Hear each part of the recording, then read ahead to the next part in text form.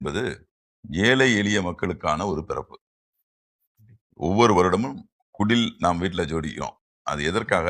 மாடு, ஆடு எல்லாத்தையும் வைக்கிறோம் அப்படின்னா, இறைமகன் இயேசு கிறிஸ்து பிறந்திருக்க வேண்டும் என்று நினைத்திருந்தால், அந்த காலத்திலே இந்த ஊர்ல எவ்வளவு பெரிய இடங்கள்ல கூட எவ்வளவு பெரிய பணக்கார், இந்த ராஜ்யத்தை ஆட்டி படைத்தவர் யார்?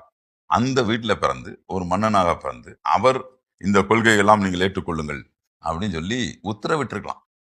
ஆனா இறைமகன் இயேசு கிறிஸ்து பிறக்கின்ற போது எங்கு பிறந்தார்னா, அவர் வீட்டுல பிறக்கல, அவருடைய மாட்டுக்கொட்டையில பிறக்கல, அடுத்தவன் வீட்டு மாட்டுக்கொட்டையில, அது நாத்தம் பிடிக்கக்கூடிய மாட்டுக்கொட்டையில, அதுவும் யாரும் ஆதரவு தெரிவிக்காத ஒரு இடத்துல, அந்த வீட்டுக்காரங்க கூட போய் அங்க போய் ஓரமா இருந்துக்காங்க அப்படின்னு சொன்னாங்களுடைய, அவங்க கூட கூட ஹெல்ப் பண்ணல. அப்படிப்பட்ட ஒரு மாட்டுக்கொட்டையில ஏழை எளிய மனிதனாக இந்த உலகத்திற்கு பிறந்தார். என்ன சொல்ல வர்றாரு இந்த விஷயத்தை வச்சு அப்படின்னா, ஏழை எளிய மக்களை காப்பதற்காகத்தான், ரட்சிப்பதற்காகத்தான் அனைத்து மக்களுக்கான ஒரு ரட்சகர் பிறந்தார். இதுதான் செய்தி.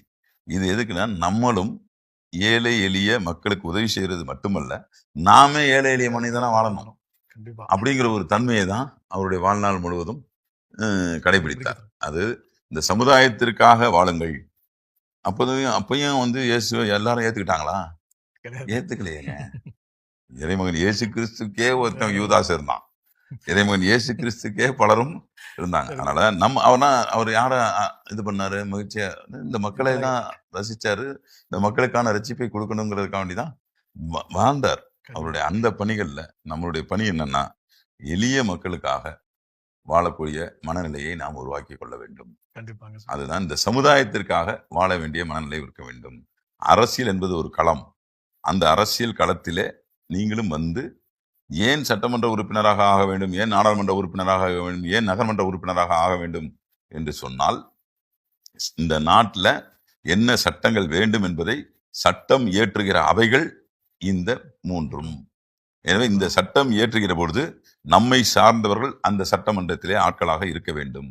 அப்போதுதான் நாம் சார்ந்த சமுதாயத்தினுடைய வழிகளை, நாம் சார்ந்த சமுதாயத்தினுடைய கோரிக்கைகளை அங்கு கொண்டு போய் சேர்த்து அதையும் சட்டமாக்க முடியும் என்கின்ற அந்த பணியில இதுதான் அரசியல் களம்.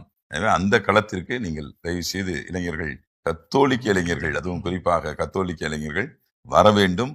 வந்தால்தான் அவங்களுக்கான வெற்றிகளை பெற முடியும் என்று சொல்லி இந்த வாய்ப்புக்கு மிக நன்றி.